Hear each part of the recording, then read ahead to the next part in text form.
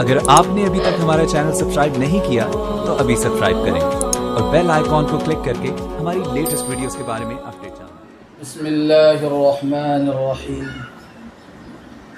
وعن ابی ہریرہ رضی اللہ تعالی عنہ قال قال رسول اللہ صلی اللہ علیہ وسلم ثلاثة لا يكلمهم الله يوم القيامة ولا يزكيهم ولا ينظر إليهم ولهم عذاب أليم شيخ زان ملك كذاب وعائل مستكبر أو كما قال عليه الصلاة والسلام۔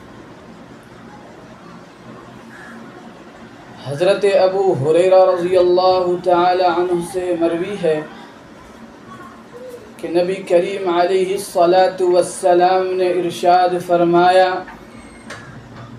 کہ قیامت کے دن اللہ تعالی 3 شخص سے رضامندی کا کلام نہیں کریں گے اور نہ ان کو گناہوں سے پاک کریں گے اور نہ ان کی طرف نظر رحمت فرمائیں گے اور ان کے لیے دردناک عذاب ہے۔ نمبر 1 زناکار بوڑھا، نمبر 2 جھوٹا بادشاہ، نمبر 3 مغرور فقیر۔ وہ 3 لوگ جو قیامت کے دن اللہ تعالی کے نظر رحمت سے محروم رہیں گے۔ پہلا وہ شخص ہے جو سن رسید کو پہنچ گیا، جو بڈھا ہو گیا، جس کی قوت شہوانی کمزور ہو گئی ہو۔ اب اگر اس کے باوجود وہ زنا میں مبتلا ہوتا ہے تو یہ نہایت قبیح جرم ہے۔ حالانکہ زنا تمام لوگوں کے لیے حرام اور بہت برا فعل ہے۔ دوسرا وہ شخص جو بادشاہ ہے اور جھوٹا ہے، چونکہ حکومت سلطنت کا سارا نظام اس کے زیر قیادت انجام پذیر ہے،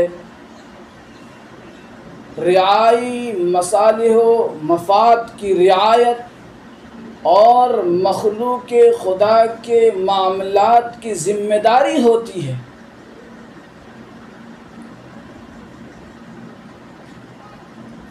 اس کا ایک حکم سے پورے ملک کا نظم و نسق پر اثر انداز ہوتا ہے۔ اگر اس کے باوجود وہ جھوٹ بولے گا تو اس کی برائی کی وجہ سے تمام لوگ مختلف نوعیت کی پریشانی میں مبتلا ہو سکتا ہے۔